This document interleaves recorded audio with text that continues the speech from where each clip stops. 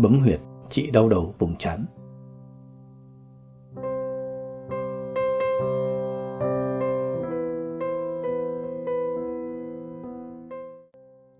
Chào bạn. Nói về đau đầu hay còn gọi là nhức đầu, điều quan trọng đầu tiên tôi muốn nhấn mạnh với bạn là đau đầu không phải là một bệnh mà là một triệu chứng. Nó phản ánh một tình trạng bệnh lý cụ thể nào đó của cơ thể. Đau đầu có rất nhiều dạng, trong đó nếu xét theo vị trí đau thì có thể kể đến 4 loại đau đầu khác nhau rất phổ biến là đau đầu vùng trán, đau nửa đầu, đau đỉnh đầu và đau đầu vùng thái dương. Và ở video này tôi sẽ đề cập đến loại thứ nhất, đó là đau đầu vùng trán. Nếu bị đau đầu vùng trán, người bệnh thường cảm thấy đau ngay trên trán và thường được gọi là đau đầu phía trước. Đồng thời khi đó người bệnh cũng thường có cảm giác như có vật gì đè lên cả hai bên đầu và với cường độ đau từ nhẹ đến trung bình.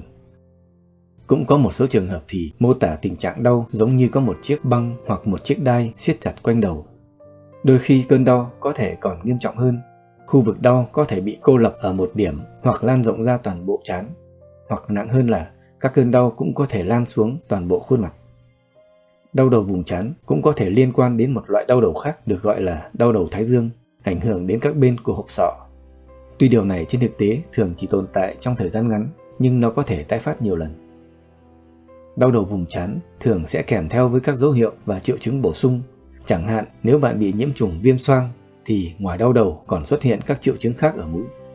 Cụ thể, khi bạn bị đau đầu vùng trán, một số triệu chứng đi kèm thường có thể là mắt bị đỏ, bỏng rát, chảy nước mắt và nhìn mờ hoặc nhiễu hình ảnh, mũi nghẹt, chảy nước mũi, hắt hơi, đau mặt, đau mũi, đau má, đau hàm, chóng mặt, buồn nôn và nôn mửa, vân vân. Nguyên nhân gây đau đầu vùng trán. Có rất nhiều nguyên nhân gây đau đầu vùng trán, chẳng hạn như mắt bị căng thẳng do phải làm việc với mắt như đọc, nhìn hay quan sát trong tình trạng căng thẳng liên tục trong thời gian dài.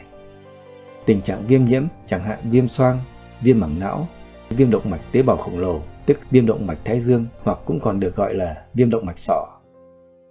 Cơ bị căng thẳng, nhất là căng cơ vùng trán. Chứng đau nửa đầu, rối loạn tiền đình, thiểu năng tuần hoàn máu não, rồi nguyên nhân đáng sợ nhất có lẽ là u não, vân vân. Các nguyên nhân liên quan đến lối sống như sử dụng quá nhiều chất kích thích hay các yếu tố tâm lý, thần kinh bị căng thẳng quá mức, vân vân cũng có thể là nguyên nhân trực tiếp hay gián tiếp gây đau đầu vùng trán. Vậy, bạn có thể làm gì để ngăn ngừa đau đầu vùng trán? Để phòng ngừa đau đầu vùng trán, việc đầu tiên bạn nên chú ý tới đó là thực hành thư giãn. Ở đây, các bài tập như massage, yoga, võ dưỡng sinh, bơi lội hay các bài tập thể dục nhẹ luôn luôn là những lựa chọn tốt. Ngoài ra, bạn cũng phải đảm bảo tốt một nhịp sinh hoạt lành mạnh và đều đặn, ngủ đủ giấc và đúng giờ, ăn uống đủ dinh dưỡng và ăn nhiều các nhóm thực phẩm giàu các chất chống oxy hóa, dầu sắt và dầu axit béo thiết yếu như omega 3.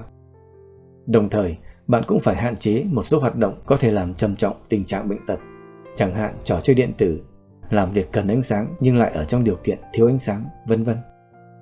Thường xuyên theo dõi và ổn định huyết áp bằng những biện pháp cụ thể theo hướng dẫn của thầy thuốc. Trong điều trị đau đầu vùng trước trán cũng như các chứng đau đầu khác, việc tìm ra nguyên nhân để điều trị tận gốc luôn luôn là việc ưu tiên hàng đầu và đương nhiên đó là một việc làm tốt nhất để có thể có được hiệu quả tối ưu. Tuy nhiên, tùy thuộc vào từng tình huống cụ thể với những sự khác nhau về tình trạng bệnh tật, hoàn cảnh và điều kiện cụ thể của từng trường hợp mà người ta có thể có những liệu pháp chữa trị khác nhau. Để điều trị các trường hợp đau đầu, trong Đông y, người ta cũng áp dụng nhiều biện pháp cũng như nhiều phương thuốc rất có hiệu quả. Trong đó có các bài chữa đau đầu bằng tinh dầu, chẳng hạn như bài thuốc ngâm chân trong mù tạt, bài chườm gáy với tinh dầu bạc hà. Rồi các loại tinh dầu khác cũng rất được ưa dùng như tinh dầu lộc đề xanh, tinh dầu bạch dương, tinh dầu oải hương, vân vân. Tuy nhiên cũng có một số điều cản trở là việc mua được một lọ tinh dầu có chất lượng và với giá cả hợp lý thì cũng không phải là dễ dàng, nhất là nếu bạn sống trong một môi trường kinh doanh phức tạp và thiếu sự quản lý vĩ mô đáng tin cậy. Hơn nữa, tinh dầu cũng có thể chống chỉ định đối với một số trường hợp, đặc biệt là đối với trẻ sơ sinh và phụ nữ mang thai. Do đó, nếu bạn muốn áp dụng các bài tinh dầu, bạn nên tham khảo ý kiến bác sĩ hoặc dược sĩ của bạn trước. Sau khi đã được thăm khám bác sĩ xác định rõ bệnh tật, hoặc trong những tình huống đau đầu không đòi hỏi có sự can thiệp y tế khẩn cấp, hoặc đau đầu nhưng ở trong hoàn cảnh đặc biệt, ở vùng hẻo lánh, xa xôi, chưa thể đến gặp bác sĩ, bạn cũng có thể tham khảo bài xoa bóp bấm huyệt trị đau đầu vùng trán mà tôi sẽ giới thiệu với bạn sau đây. Hy vọng rằng ngoài việc thăm khám và chữa trị theo chỉ dẫn của bác sĩ thì nó cũng có thể giúp được bạn giảm được các cơn đau và hơn nữa cũng góp phần giúp nhanh chóng khỏi bệnh.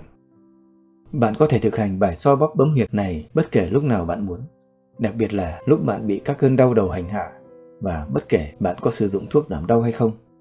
Mời bạn chú ý theo dõi và cùng thực hành với tôi. Trước hết, bất kể bạn đau đầu vì lý do gì, bạn cũng có thể bấm lên huyệt hợp cốc. Bạn có thể xem lại huyệt hợp cốc LI4. Huyệt hợp cốc là huyệt thứ tư nằm trên kinh Thủ Dương Minh Đại Trường. Cách xác định vị trí huyệt hợp cốc rất đơn giản. Bạn chỉ cần khép ngón trỏ và ngón cái sát vào nhau như thế này, thì huyệt hợp cốc nằm ở điểm nổi lên cao nhất này.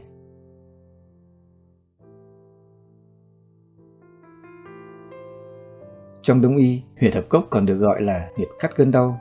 Nói như vậy, bạn cũng có thể hiểu ngay được tại sao bấm huyệt hợp cốc khi bạn bị đau đầu. Trên thực tế, huyệt hợp cốc thường được sử dụng trong châm cứu, xoa bóp và bấm huyệt điều trị các chứng như đau đầu, đau mắt đỏ, mắt sưng, chảy máu cam, ngạt mũi, đau răng, họng sưng, rồi các chứng liên quan đến hệ thần kinh, hệ vận động, các chứng cảm mạo, các chứng phụ khoa, sản khoa, vân vân. Một điều quan trọng cần chú ý là huyệt hợp cốc chống chỉ định đối với phụ nữ có thai, và đương nhiên nếu bạn đang có thai thì không được áp dụng huyệt này. Về cách bấm huyệt hợp cốc trong trường hợp đau đầu, ta dùng phương pháp bấm sâu với lực bấm mạnh lên huyệt. Bạn hãy dùng đầu ngón tay cái của tay này bấm lên huyệt hợp cốc của tay kia với một thế bấm chắc chắn như thế này. Lực bấm mạnh gây nên một cảm giác đau, rất đau và đau với khả năng chịu đựng đau của bạn.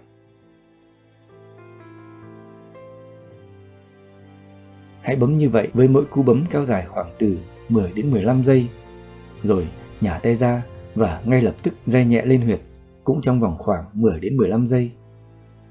Lặp đi lặp lại như vậy vài lần, tức khoảng 3 đến 5 lần, rồi đổi tay, dùng ngón tay cái của tay này bấm sang huyệt hợp cốc của tay kia, cũng với kỹ thuật và thời gian bấm tương tự. Sau khi bấm lên hai huyệt hợp cốc trên hai tay, cho dù bạn đã đỡ đau nhiều hay ít, bạn hãy chuyển sang bấm lên huyệt dương khê. Bạn có thể xem lại huyệt dương khê LI5. Huyệt dương khê là huyệt thứ 5 nằm trên kinh Thủ Dương Minh Đại Trường. Huyệt dương khê nằm trong khớp cổ tay, chỗ lõm sát đầu mỏm xương quai. Để lấy huyệt dương khê, bạn chỉ cần nghiêng bàn tay và dựng ngón tay cái lên như thế này. Ở ngay đầu mỏm xương quai này sẽ xuất hiện một chỗ lõm xuống rất sâu mà người ta gọi đó là hố lào. Ở chính giữa hố lào này chính là vị trí của huyệt dương khê.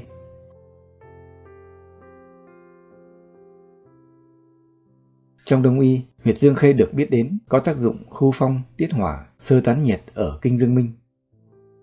Huyệt dương khê thường được chỉ định điều trị một số chứng bệnh có đau như đau cườm tay, đau bàn tay, đau răng, đau mắt và đặc biệt là đau đầu. Cách bấm huyệt dương khê cũng rất đơn giản. Bạn cũng bấm lên huyệt dương khê theo cách đã áp dụng đối với huyệt hợp cốc, tức là dùng đầu ngón tay cái của tay này bấm lên huyệt dương khê của tay kia. Và với hai kỹ thuật bấm đan xen nhau là bấm mạnh và sâu 10 đến 15 giây và day nhẹ nhàng cũng 10 đến 15 giây. Chú ý là khi bấm thì ta bấm bằng đầu ngón tay cái, còn khi day thì ta day bằng phần ngang của ngón tay cái như thế này. Đây, khi bấm thì ta bấm như thế này. Lực bấm mạnh gây nên một cảm giác đau tới ngưỡng chịu đau của bạn, 10 đến 15 giây. Còn khi day thì ta day với phần ngang của đầu ngón tay cái như thế này. Day nhẹ nhàng và cũng 10 đến 15 giây. Lặp đi lặp lại, bấm sâu và day như vậy vài lần, tức khoảng 3 đến 5 lần liên tục như vậy thì bạn đổi tay. Dùng tay này bấm huyệt cho tay kia, cũng với kỹ thuật và thời gian tương tự. Sau khi bấm huyệt hợp cốc và dương khê, bạn có thể bấm lên huyệt dương bạch. Bạn có thể xem lại huyệt dương bạch GB14. Huyệt dương bạch là huyệt thứ 14 nằm trên kinh Túc Thiếu Dương Đẩm. Huyệt dương bạch nằm ngay trước trán, trên đường thẳng qua chính giữa mắt, cách cung lông mày khoảng 1 thốn. Đây là cung lông mày.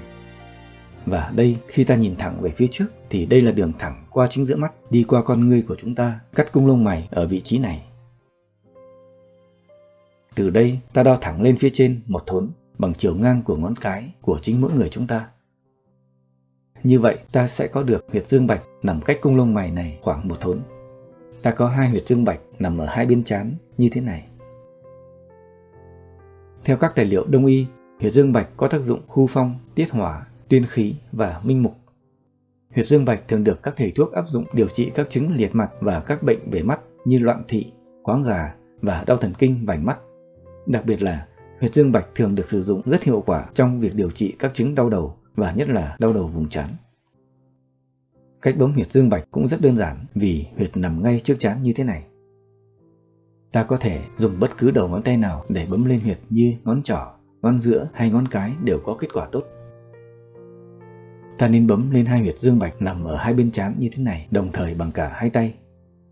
Có nhiều cách bấm, song tôi khuyến khích bạn nên bấm theo 2 cách xen kẽ nhau là bấm mạnh và sâu xen kẽ với day lên huyệt.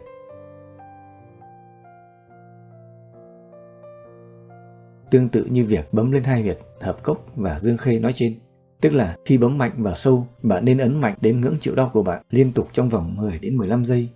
Sau đó chuyển ngay sang kỹ thuật day nhẹ nhàng lên huyệt cũng trong vòng khoảng 10 đến 15 giây. Lặp đi lặp lại chu kỳ bấm sâu và day như vậy trong vòng khoảng 5 phút là đủ cho mỗi huyệt. Tóm lại, để điều trị chứng đau đầu vùng trán, với việc bấm lên 3 huyệt là huyệt hợp cốc, dương khê và dương bạch, bạn có thể hoàn toàn giảm hoặc góp phần nhanh chóng lành bệnh. Bạn có thể thực hành bấm huyệt để điều trị chứng đau đầu vùng trán như vậy bất cứ khi nào bạn muốn, bất kể bạn đang đau hay khi cơn đau đã giảm. Tuy nhiên, bạn không nên bấm huyệt quá liên tục, mà các buổi bấm huyệt nên cách nhau tối thiểu vài giờ để tránh làm tổn thương vùng huyệt tác động. Chúc bạn khỏe. Tạm biệt và hẹn gặp lại.